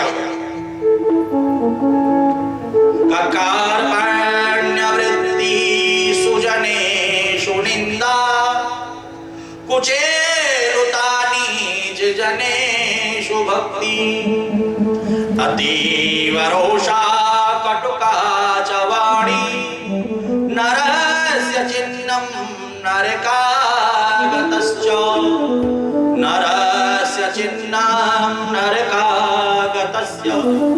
इस श्लोक में नरक से आए हुए, नरक में रह रहे, नरक को जाने वाले लोगों की स्थिति गति बताई है। कार्पण्यवृत्तिषु जनेषु निंदा, जो एक दूसरे की निंदा चुगली में लगा रहता है, जो कंजूस है, ठाकुर जी ने सब कुछ दिया है फिर भी कहता है मुझे, मेरे पास तो कुछ है ही नहीं, मेरे पास तो कुछ है ही नहीं। दान पुण्य नहीं करता है, यज्ञ नहीं करता, अनुष्ठान नहीं करता, पूजा पाठ नहीं करता, भजन कीर्तन नहीं करता है, सत्संग नहीं करता है। कार्पण्यवृत्ति सुजनेषु निंदा कुचेलतानीच जनेषु भक्ति। कुचेलता गंदा आचार विचार व्यवहार प्रसाद, गंदे लोगों की संगति, गंदा भोजन, गंदा विचार, कुचेलतानीच जनेषु भक्ति और अतीव रोषा कटुका च वाणी, हर समय क्रोध में, हर समय गुस्से में, कटुका च वाणी, वाणी से भी महाराज हर समय गंदी गंदी बातें, और नरस्य चिन्हम नरकागतस्य, ऐसे चिन्ह जिसके भीतर है समझ लो नरक से आया है और नरक में रह रहा है। स्वर्ग के क्या चिन्ह हैं? स्वर्ग के चिन्ह बताए हैं। चत्वारि तेषां हृदये वसन्ति दानं प्रशस्तं मधुरा च वाणी, जो दान पुण्य में सबसे आगे बढ़ चढ़ करके भाग लेता है, पूजा पाठ में सबसे आगे रहता है, जो हर समय राम का नाम लेता है, कृष्ण का नाम लेता है, दानम प्रशस्तम मधुरा च वाणी, जो हर समय राम कृष्ण का नाम लेता है, संत ब्राह्मण भक्तों की सेवा करता, गौ सेवा करता है। ये चिन्ह जिसके भीतर हैं, समझ लो स्वर्ग से आया है, स्वर्ग में रह रहा, स्वर्ग को जाएगा। जीव अपने कर्मों के फलस्वरूप स्वर्ग को भोगता है और अपने कर्मों के फलस्वरूप नरक को भोगता है। गलत कर्म करेगा तो 28 प्रकार के नरकों का वर्णन भागवत में है। नरकों का वर्णन अगर सुनना है, नरक यातना अगर सुननी है कि कौन कौन सा कर्म करने से कौन सा नरक भोगता है, तो गरुड़ पुराण की कथा जरूर सुनिएगा। मरने के बाद आप सुन पाओ नहीं सुन पाओ कोई गारंटी नहीं है, जीते जी सुनो, ध्यान से सुनो, एक एक बातें सुनो उसकी, पूरा का पूरा जीव कौन सा कर्म करता है, कैसा कर्म करता है, कैसी उसकी गति होती है, कैसी यातनाएं उसे मार्ग में मिलती हैं, कैसे वे नरक यातनाएं भोगता है, वो सारा वर्णन है गुरु पुराण। राजा परीक्षित ने कहा गुरुदेव आप मुझे इन नरकों का वर्णन मत कीजिए, आप ये बताइए नरक यातना से मुक्ति कैसे मिले, मुक्ति का उपाय बताइए। सुखदेव मुनि ने कहा भाव को भाव अलख आलसो नाम जपत मंगल दिस दशो। चाहे भाव से, चाहे कुभाव से, चाहे राग से, चाहे द्वेष से, चाहे आलस्य से, कैसे भी भगवान का नाम मुख पर आ जाए तो वह भगवान का नाम ही जीव का कल्याण करता, जीव का उद्धार करता है। कहते हैं राम से बड़ा राम का नाम, राम नाम सत्य है। कहते हैं कि नहीं कहते? जब राम का नाम लोगे तभी जाकर के सदगति मिलेगी।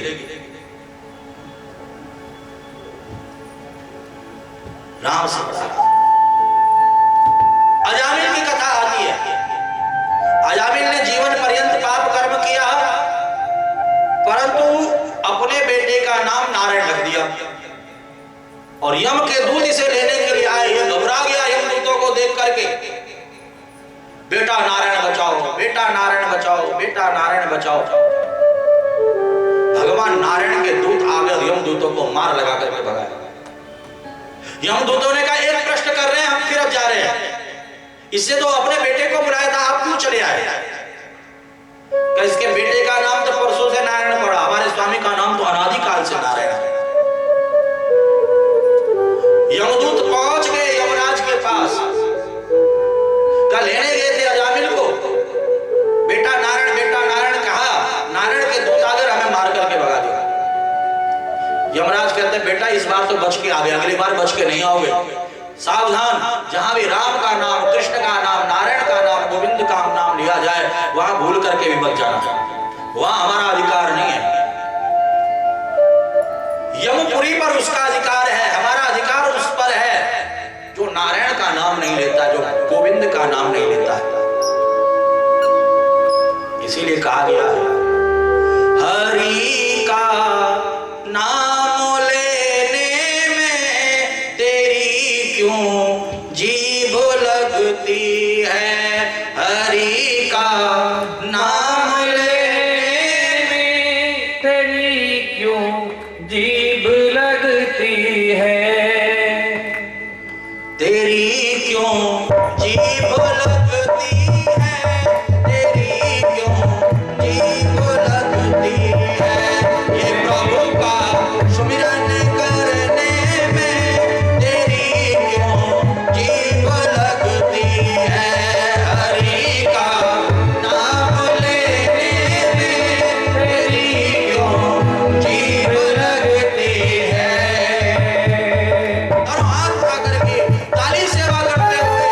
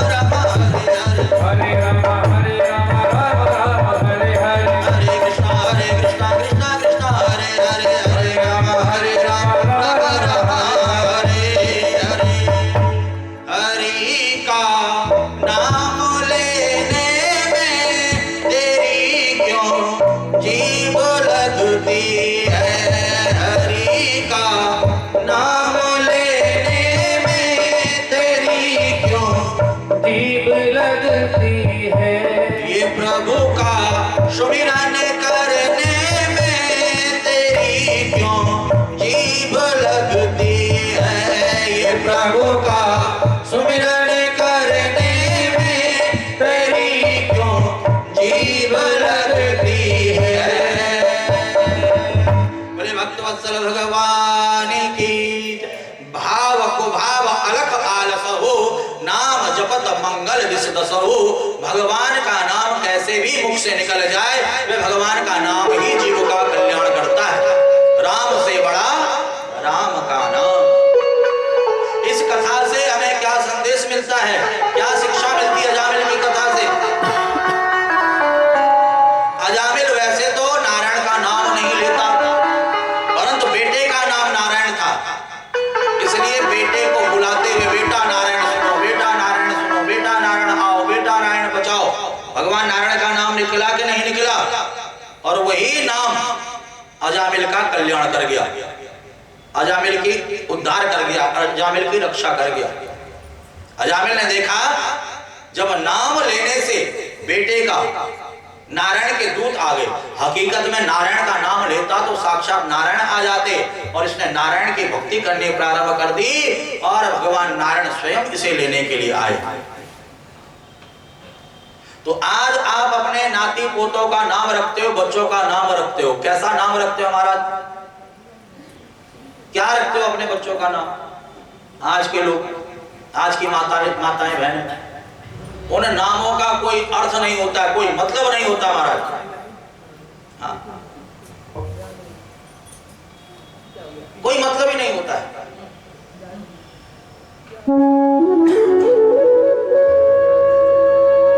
अभी पीछे हमारे एक भक्त हैं, उनके यहाँ पर बेटी का जन्म हुआ। मैंने कहा क्या नाम रखा? तो ऐसा नाम बोला, अजीबो गरीब नाम। मैंने कहा ये तो अन्य धर्म को संबोधित करता है। मैंने कहा अपने धर्म जैसा नाम रखो,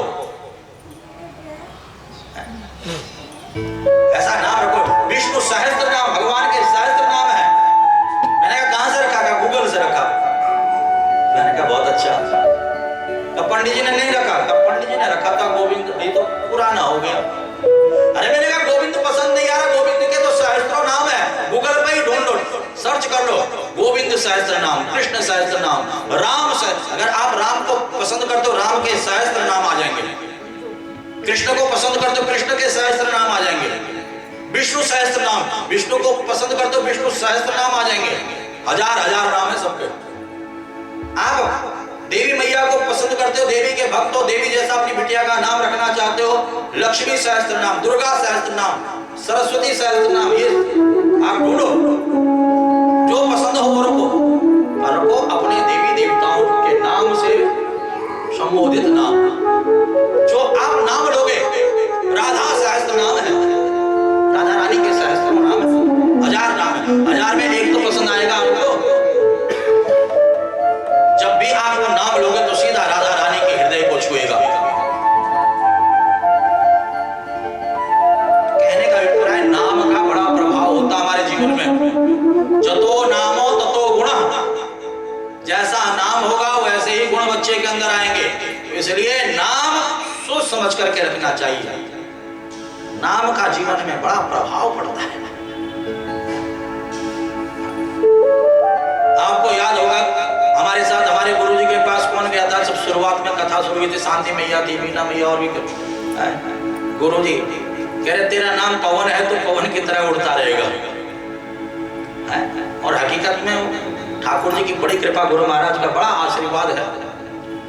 आप लोगों से छुपा नहीं है वो आशीर्वाद, वो कृपा छुपी नहीं है। नाम का बड़ा प्रभाव होता जीवन में। तो यहाँ पर अजामिल उपाख्यान, नाम की महिमा। बोले भक्तवत्सल भगवान की। राजा परीक्षित ने कहा कि भगवान कभी किसी राक्षस की भी सहायता करते कि नहीं करते? ये राक्षसों को मारते ही रहते हैं। कहा जो भगवान की शरण में आता भगवान उसकी रक्षा करते हैं, चाहे राक्षस ही भगवान की शरण में क्यों ना जाए। तो यहाँ पर प्रहलाद चरित्र प्रारंभ हो रहा है। हिरण्याक्ष और हिरण्यकश्यप दो भाई हैं। हिरण्याक्ष द्वारा भगवान के द्वारा मारा गया हिरण्यकश्यपु ने संकल्प किया कि मैं ब्रह्मा जी की तपस्या करूंगा और ब्रह्मा जी से वरदान प्राप्त करूंगा, नारायण को मजा चखाऊंगा, नारायण का विरोध करूंगा। उसने मेरे भाई को मारा है।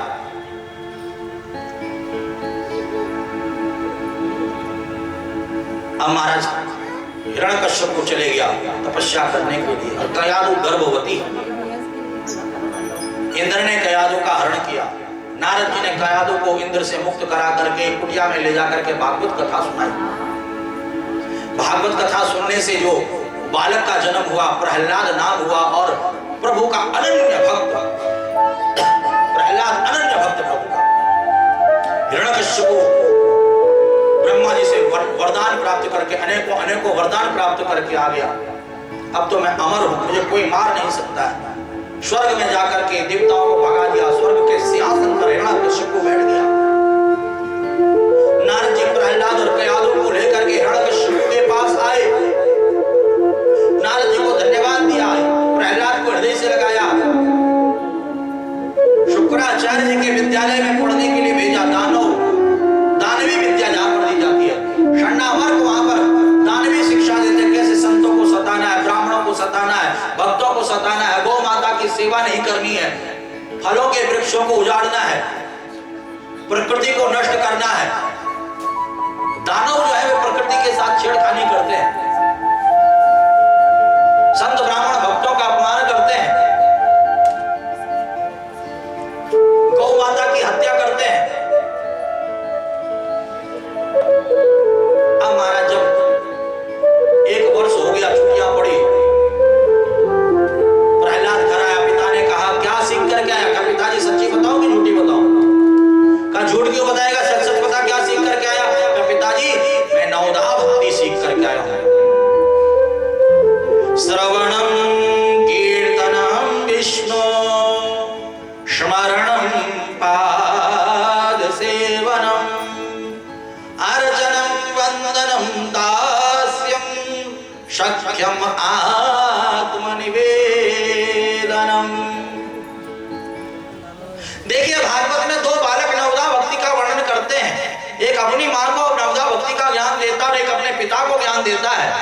बस फर्क इतना है, मां ने नवधा भक्ति को जीवन में धारण किया और भगवान को प्राप्त कर लिया। कौन? देवहूति मां। कपिल देव ने अपनी मां देवहूति को नवधा भक्ति का ज्ञान दिया भागवत में। और मां देवहूति ने कहा बेटा ये मन भक्ति में लगता नहीं, कैसे लगे? कपिल देव कहते हैं मां प्रयत्न करने से लगता है, ऐसे ही नहीं लगता। कथा में पहले दिन आओगे मन नहीं लगेगा आपका, पहली बार कथा में आओगे मन यहाँ आ जाता, बड़ी समझ में नहीं आई कथा। पर जब बार बार कथाओं में जाते रहोगे आपको आनंद आता रहेगा, आपको आनंद आता रहेगा। आपका मन करेगा कि कब कथा होगा, कब हम कथा का आयोजन करें, कैसे हम कथा का आयोजन करें। ये आनंद एकदम से नहीं आने वाला। और जिसको कथा में आनंद आ गया वो अपना सर्वस्व कथा के लिए समर्पित कर देगा।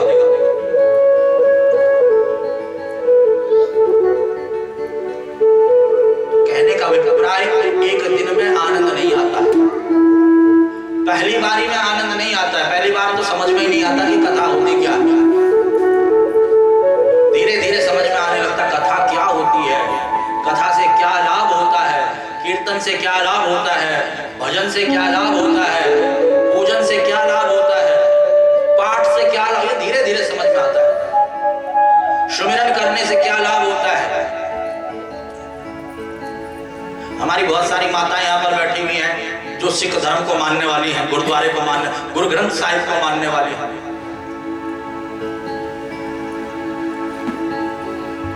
हम माताओं को याद होगा जब पहली बार भागवत कथा यहाँ पर हुई थी तो आपने कहा ये होता क्या है भागवत। और आज जब धीरे धीरे आपको पता चला तो आप स्वयं कृष्ण के दीवाने बन गए, आप स्वयं राधा रानी के दीवाने बन गए।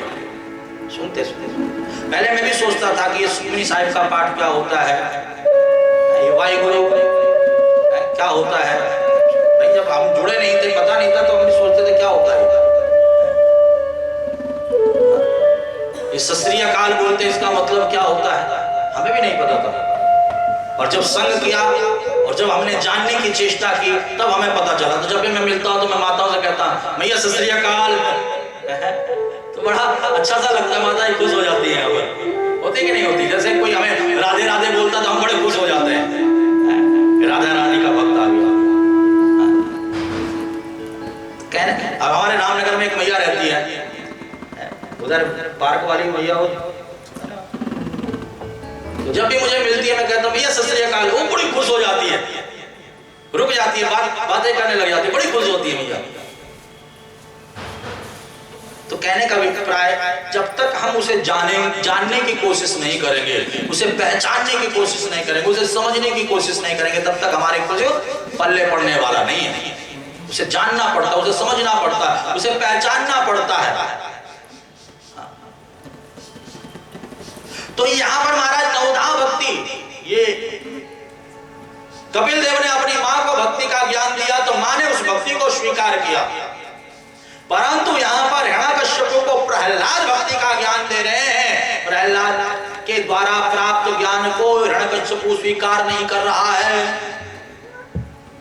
वो क्रोधित हो रहा है। श्रवणम कीर्तनम विष्णु स्मरणम पाद सेवनम अर्चनम वंदनम दास्यम शक्तिम आत्मनिवेदनम का नारायण की भक्ति में कोई भी मार्ग पकड़ लो, चाहे कथा को सुनना प्रारंभ कर लो, चाहे उसको गाना प्रारंभ, उसका कीर्तन करना प्रारंभ कर दो, श्रवणम कीर्तनम विष्णु स्मरण कर लो, सेवा कर लो, अर्चना कर लो, वंदना कर लो, दास्यता स्वीकार कर लो, और आत्मनिवेदनम, तन मन धन सब कुछ है तेरा, प्रभु क्या लागे मेरा।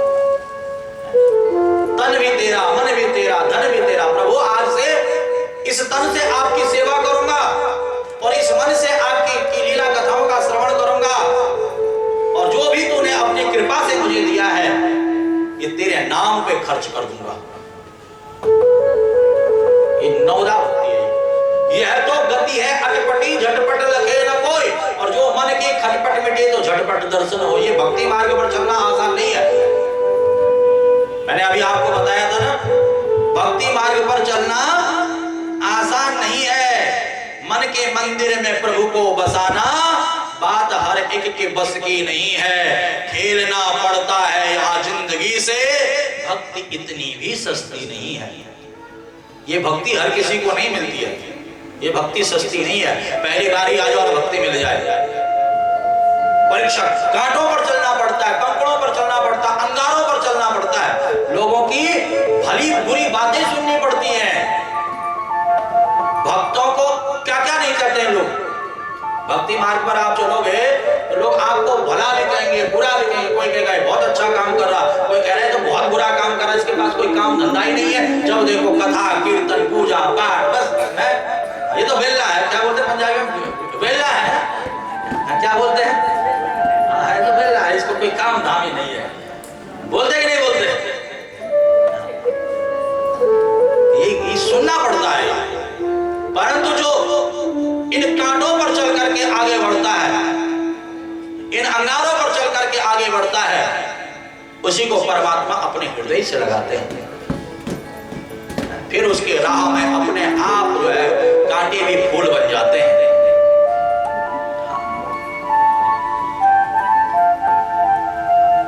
संत कहते हैं नागिन है माया, संत कहते हैं नागिन है माया, जिसने सारा जगत काट खाया।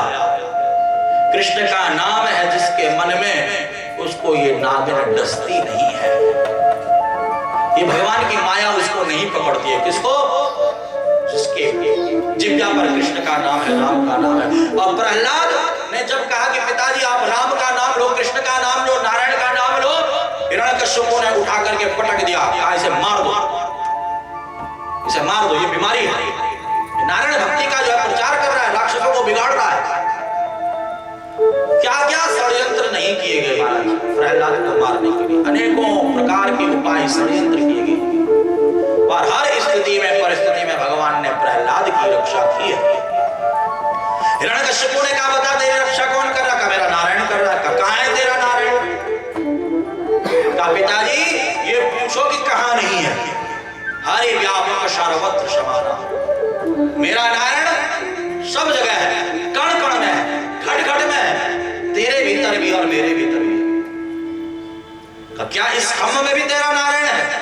कहा जी इस खम्भ में भी मेरा नारायण है। कहा अगर इस खम्भ में तेरा नारायण है तो आज मैं उसे नहीं छोड़ता। हिरण्यकश्यप भागा भागा गया और खम्भ पर जोर का मुष्टिका प्रहार किया।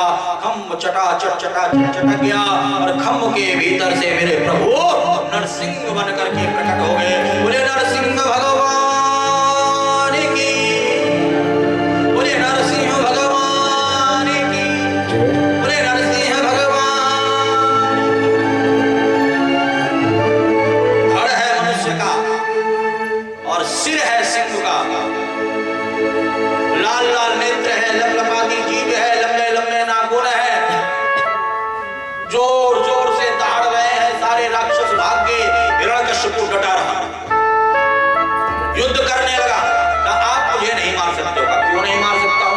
कहा मुझे ब्रह्मा से वरदान है। नरसिंह भगवान ने पकड़ा और अपनी जंघाओं पर लिटा दिया। कहा बता क्या वरदान है तुझे? कहा ना मैं बाहर मरूं ना मैं भीतर मरूं।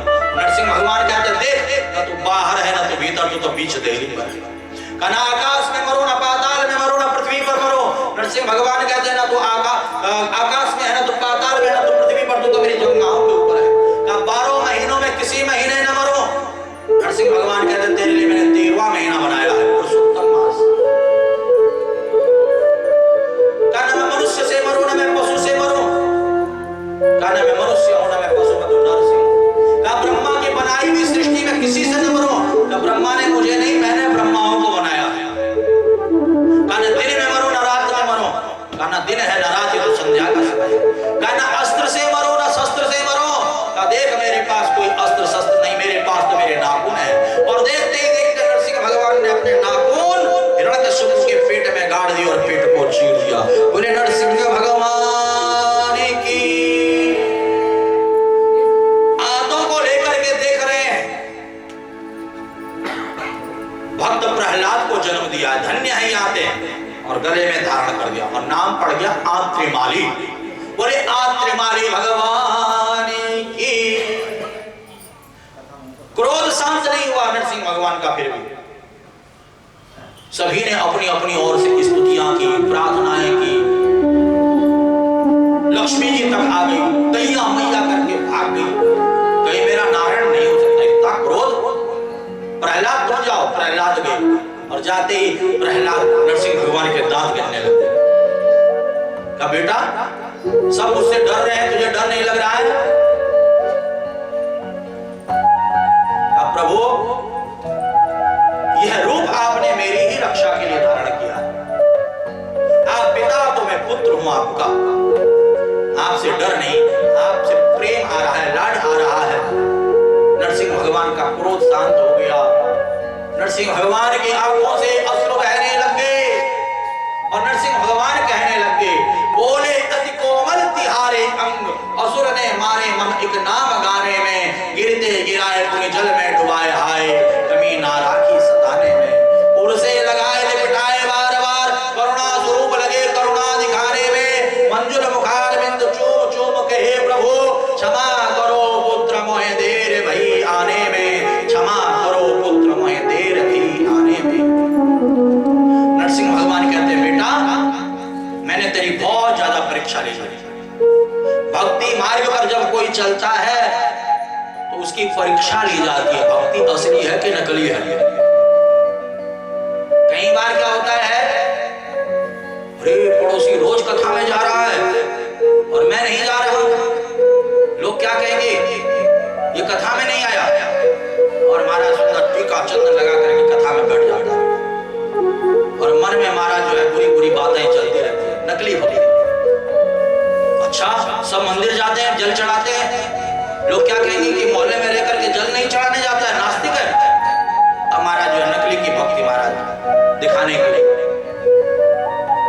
भक्त असली है कि नकली है, भगवान परीक्षा लेते हैं, सुख देते हैं महाराज। सुख में भूल तो नहीं रहा है, धन देते हैं, दौलत देते हैं, रिद्धि देते हैं, सिद्धि देते हैं, मान देते हैं, सम्मान देते हैं। भगवान का भक्त को महाराज भगवान एक बार महाराज 8 सिद्धियां दे देता, 8 सिद्धि नवनिधि के दाता। भगवान परीक्षा लेते हैं कहीं भूल तो नहीं रहा मुझे ये सब पा करके, धन दौलत पा करके।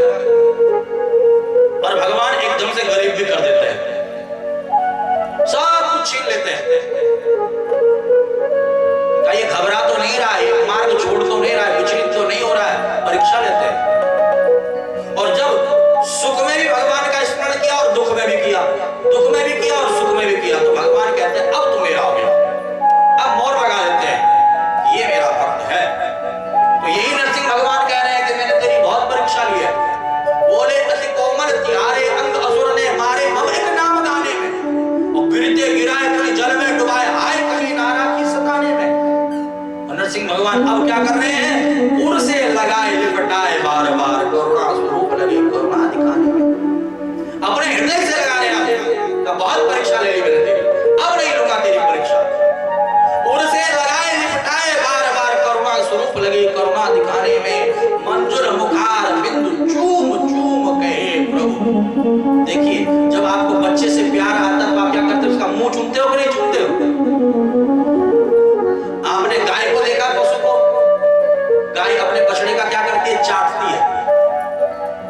ऐसे नरसिंह भगवान भी प्रहलाद का मुंह चाट रहे हैं, चूम रहे हैं, लाड कर रहे हैं। मंजुल मुखार बिंदु चूम चूम कहे प्रभु, पुत्रो क्षमा करो मोहे देर भई आने में। बेटा परीक्षा बहुत ज्यादा ले ली मैंने तेरी, बहुत देर हो गई, अब मुझे क्षमा करो, मुझे बहुत जल्दी आना चाहिए था। और इस प्रकार से प्रहलाद को लाड़ लड़ा करके आशीर्वाद दे करके नरसिंह भगवान अंतरित हो गए। जो इस कथा का श्रवण करता है, श्रवण कराता है, हर स्थिति में परिस्थिति में भगवान उसकी रक्षा करते हैं। बोले भक्तवत्सल भगवान की जय। आगे गजेंद्र मोक्षोपाख्यान की कथा भागवत में आती है। अगर पशु भी भगवान की भक्ति करता है तो पशु के ऊपर भी कृपा करते हैं भगवान। जब गजराज जल पीने के लिए सरोवर में गया तो मगरमच्छ ने जब पैर पकड़ लिया तो गजराज ने गोविंद का स्मरण किया और गोविंद ने गजराज का उद्धार किया, ग्राह का उद्धार किया। कौन कहता है पशुओं की रक्षा नहीं करते प्रभु? पशु पक्षी हर एक की रक्षा करते हैं। देवता पहुंच गए भगवान नारायण के पास, प्रभु हम असुर हैं और देवता हैं, दोनों भाई हैं, आपस में लड़ते झगड़ते रहते हैं, कुछ ऐसा उपाय बताओ जो हम देवताओं को मरना न पड़े। तो भगवान कहते हैं, नारायण कहते हैं, एक काम करो, तुम समुद्र मंथन करो और समुद्र मंथन करोगे तो अमृत निकलेगा, उस अमृत का जो पान कर लेगा वो अमर हो जाएगा, उसे मरना नहीं पड़ेगा। तो समुद्र मंथन की तैयारी की गई, दैत्य भी तैयार हो गए मंथन करने के लिए, जो भी निकलेगा हम बराबर मिल बांट करके ले लेंगे। अब मंथन कैसे किया जाए? तो मंदराचल पर्वत की मथानी बनाई गई और वासुकी नाम की रस्सी बनाई गई। मथानी डूबने लगी, भगवान कच्छप बनकर के आगे अपने पीठ पर धारण कर दिया। मंथन प्रारंभ हुआ, सबसे पहले हलाहल विष निकला, भगवान शिव ने उस विष को अपने कंठ में धारण किया, नीलकंठ बन गए। पूरे नीलकंठ महादेव की। उसके बाद मंथन किया गया, कामधेनु, उच्चे सर्वा, चंद्रमा, कौस्तुभमणि, कल्प वृक्ष, रंभा इत्यादि अप्सराएं, लक्ष्मी, मदिरा, पारिजात वृक्ष, ऐरावत हाथी, धनुष, शंख, धनवंतरी जी, 14वां रत्न अमृत लेकर के प्रकट हुए और जिस अमृत को देख करके दैत्य उसे छीन करके भाग पड़े। छीना झपटी होने लग गई, कुछ स्थानों पर अमृत की बूंद गिर गई, जहां जहां अमृत की बूंद गिरी वहां स्थान अमर हो गए, वहां कुंभ पर्व मनाया जाने लगा। एक बूंद हमारे हरिद्वार में भी गिरी है, इसलिए हरिद्वार में कुंभ पर्व मनाया जाता है। उस अमृत वेला में जब वही क्षण आता, वही योग, वही संयोग आता है और उस समय पर जो स्नान करता है उस कुंड में, अमृत कुंड में, ब्रह्म कुंड में, उसके सारे पाप ताप संताप मिट जाते हैं और वह अमर हो जाता, अमृतत्व को प्राप्त हो जाता है। अमृतत्व का मतलब नहीं कि यहीं रहे, अमृतत्व का मतलब है परमात्मा को प्राप्त होता है। समझ लो, कई लोग सोचते हैं अमर होने का मतलब है कि हमेशा यहीं रहो। अमृतत्व का मतलब है परमात्मा को प्राप्त हो जाता है, जन्म मरण के चक्कर से छूट जाता है। अब देवता भगवान नारायण की प्रार्थना करते, भगवान नारायण मोहिनी बनकर के आए हैं और मोहिनी भगवान ने देवताओं को अमृत पान कराना प्रारंभ किया है। दैत्यों को कहा तुम बैठ जाओ, ऊपर पतला पतला, नीचे गाढ़ा गाढ़ा, पतला पतला देवताओं को पिला देती हूँ और गाढ़ा गाढ़ा तुम्हें पिला दूंगी। तुम मोहित हो गए थे दैत्य तो वैसे ही। अब महाराज जो है स्वर्भानु दैत्य बड़ा चतुर था, सूर्य चंद्र के बीच में आकर के बैठ जाता है और जैसे ही सूर्य ने चंद्र ने अमृत पिया, खड़े हो गए, कहा ये तो महाराज राक्षस है। तुरंत मोहिनी रूप छोड़ करके नारायण रूप धारण किया, सुदर्शन चक्र से स्वर्भानु का सर अलग कर दिया, अमृत पी लिया था इसलिए अमर हो गया। 9 ग्रहों में इसकी गिनती आ गई, राहु केतु के रूप में पूजा जाने लगा। देवासुर संग्राम हुआ है, दैत्य मारे गए, देवता स्वर्ग चले गए। दैत्य गुरु शुक्राचार्य ने मृत संजीवनी विद्या से इन्हें जीवित किया। का जो 100 यज्ञ करता उसे इंद्र पद मिल जाता है। राजा बलि से कहा तुम यज्ञ करो। राजा बलि यज्ञ करने लगे। जब 80-90 यज्ञ हो गए तो देवता घबरा गए, अब तो स्वर्ग छोड़ना पड़ेगा। अपनी मां अदिति के पास आए। मां अदिति ने पयोव्रत धारण किया है। पयोव्रत ध्यान देना, फाल्गुन शुक्ल प्रतिपदा से लेकर के 12 दिनों तक, द्वादशी तिथि तक ये व्रत किया जाता है। त्रयोदशी को इसका उद्यापन किया जाता है। केवल दूध पी करके व्रत रखा जाता है और महाराज नारायण की सेवा भक्ति पूजा की जाती है 24 घंटों। जो इस व्रत को नियम से करता है उसको संतान सुख की प्राप्ति होती है। मां अदिति ने पयोव्रत धारण किया। भगवान नारायण ने दर्शन दिया, कहा मैं बेटा बन करके आऊंगा और भगवान वामन बन करके आगे। बोले वामन भगवान की। वामन भगवान का स्वागत सभी ने किया। किसी ने छत्र दिया, किसी ने कमंडलू दिया, किसी ने कुश दिया, किसी ने कुश दिया। गुरुजी ने गुरु मंत्र दिया। यज्ञोपवीत संस्कार करा करके गायत्री मंत्र, गुरु मंत्र दिया। कहा गुरुजी मैं आपको क्या दूं दक्षिणा में? बिना दक्षिणा के जो है ज्ञान सफल नहीं होता है। क्या मैं आपको दक्षिणा दूं? गुरुजी ने कहा कि अगर देना चाहता है तो तीनों लोक मुझे दे। कहां से दूं? कहा राजा बलि के पास जाओ और राजा बलि से तीनों लोकों की याचना करो। और आज तीनों लोकों का नाथ राजा बलि के पास जा रहा है और भिक्षा मांग रहा है। किस प्रकार से भिक्षा मांग रहा है?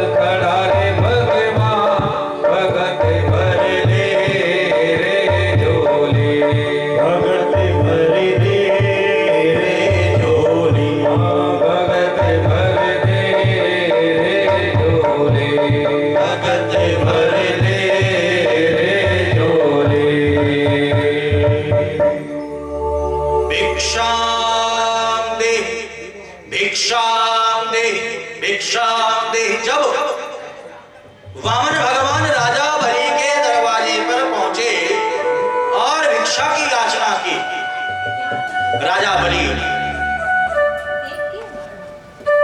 वामन भगवान के पास आएगा, पंडित जी आपको क्या भिक्षा में चाहिए? जो आप मांगोगे सो मैं आपको दूंगा। अगर आप भिक्षा देना चाहते हैं तो मुझे 3 चरण पृथ्वी का दान दो। क्या मांगा भिक्षा में? 3 चरण पृथ्वी का आप मुझे भिक्षा में दान दो। बलि जोर जोर से हंसने लगा, कहा आपको मांगना नहीं आता है? अरे आप गांव मांग लो, शहर मांग लो, नगर मांग लो, आप गांव मांग लो, शहर मांग लो, नगर मांग लो, आप क्या मांग रहे हो? ये 3 चरण। अरे आप चाहो तो आपकी जैसी छोटी सी दुल्हनिया में आपको लेकर के आऊं। अरे बलि ज्यादा बातें मत बनाओ, देना हो तो दो, नहीं तो किसी और के आगे मांगो। दान उतना ही लेना चाहिए जितना आवश्यकता हो, आवश्यकता से अधिक दान नहीं लेना चाहिए। और मेरी आवश्यकता है, मुझे 3 चरण पृथ्वी का दान चाहिए, क्योंकि मैं जहां पर भी बैठ करके भजन करता हूं सब मुझे भगा देते हैं। इसलिए मैं चाहता हूं कि अपना स्थान हो, कोई मुझे वहां से भगाए नहीं। और कहा गया है कि अपने स्थान पर बैठ करके भजन किया जाए तो उसका फल 10 गुना होता है। तो इसलिए मुझे अपना स्थान चाहिए। तुम दो तो ठीक है, नहीं तो किसी और से मांगो। बलि ने कहा नहीं नहीं नहीं पंडित जी, ये पूरी पृथ्वी मेरी है, जहां मर्जी वहां नाप लो और वहीं बैठ जाओ और भजन करो। कहा ऐसे नहीं चाहिए, संकल्प करके चाहिए।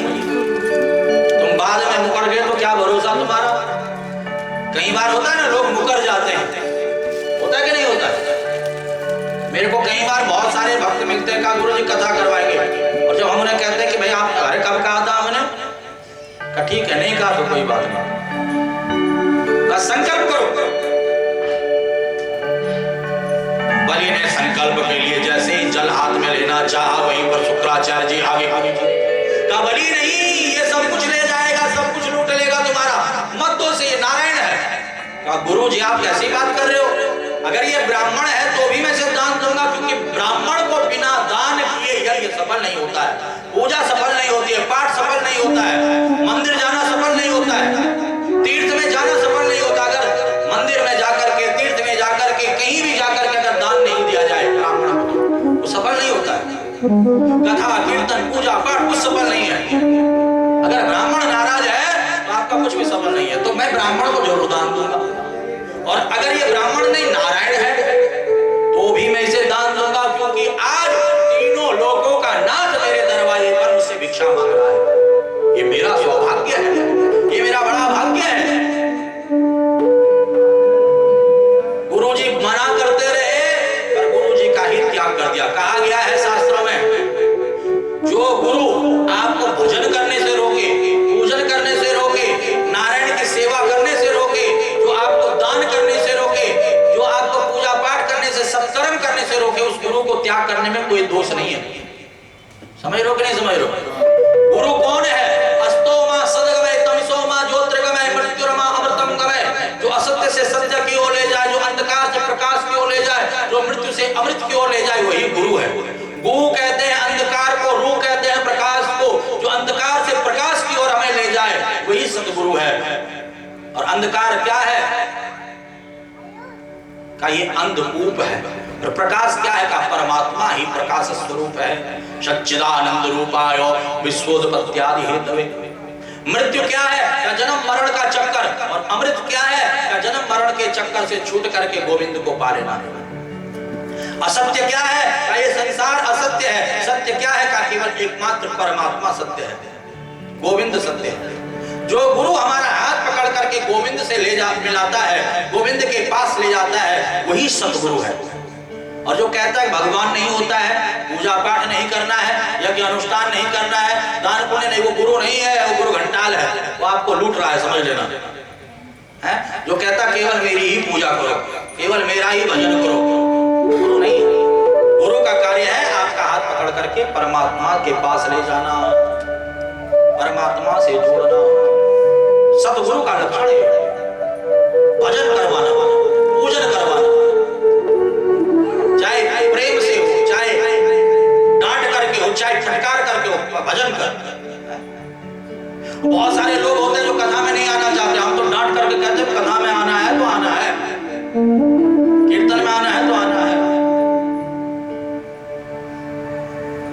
समझ रहे हो कि नहीं समझ रहे हो? तो गुरु का लक्षण है। व्यवस्था नहीं बन रही थी, कई बार कई जगहों पर नहीं बनती, हम कहते हैं हम स्वयं व्यवस्था ठाकुर जी बनाएंगे, हमारे कथा होनी चाहिए, कीर्तन होना चाहिए, सत्संग होना चाहिए। तो यहां पर देखिए गुरु का त्याग कर दिया, क्योंकि गुरु ने मना कर दिया था दान देने से, त्याग कर दिया, दान दिया, 3 पेड़ पृथ्वी का संकल्प किया और बलि ने अपना जैसे ही संकल्प किया और वामन भगवान ने अपना रूप बढ़ाना प्रारंभ कर दिया। बोले वामन भगवान की, और अपना रूप बढ़ाया। पहले चरण में ऊपर के 7 लोक नाप लिए, दूसरे चरण में नीचे के 7 लोक नाप लिए, बलि को बांध करके छोड़ दिया। का तेरा संकल्प अधूरा हो गया है, तुझे अब नरक में जाना पड़ेगा। का प्रभु ये बताइए धन बड़ा कि धनवान? का जब धनवान है तभी तो धन है। का तीसरा चरण आप मेरे सर पर रख दीजिए, और यहाँ पर बलि के सर पर तीसरा चरण रख दिया, अपने रूप का दर्शन दिया। का सुतल लोक में जाओ, मैं तुम्हें सुतल लोक का राज्य देता हूँ। का प्रभु एक शर्त पर जाऊंगा, आपको मेरा द्वारपाल बनना पड़ेगा। भगवान ने कहा जाओ, द्वारपाल बनने को तैयार हूं तुम्हारा। पर प्रभु मेरे सुतल लोक में 10 दरवाजे हैं, 10 दरवाजों पर आप होने चाहिए, मेरी मर्जी में कब कहां से निकल जाऊं। जहां से भी बाहर निकलो आपका दर्शन हो, और जहां से भी भीतर जाओ आपका दर्शन हो। पहले जब मकान बनाए जाते थे, घर बनाए जाते तो दरवाजे पर जो है भगवान जी को प्रतिष्ठित किया जाता था, गणेश जी को रखा जाता था। और अब क्या होता है, दरवाजे के बाहर लिखा जाता कुत्तों से सावधान। स्थिति बदल रही कि नहीं बदल रही? कितना बदलाव आ गया। देखिए हमारे पहाड़ों में तो महाराज एक बहुत ही सुंदर भजन है, ये हमारा जो है सोनू गाता है। एक लाइन गा के सुनाना जरा। होली का गणेश, तबीयत भी खराब है हमारे सोनू की, बुखार है फिर भी बैठा हुआ है। एक दो लाइन, एक दो अंतरा। पहाड़ों की परंपरा है, फिर इसका थोड़ा सा मतलब बताऊंगा। देखिए क्या मतलब होता है, बड़ा सुंदर भाव।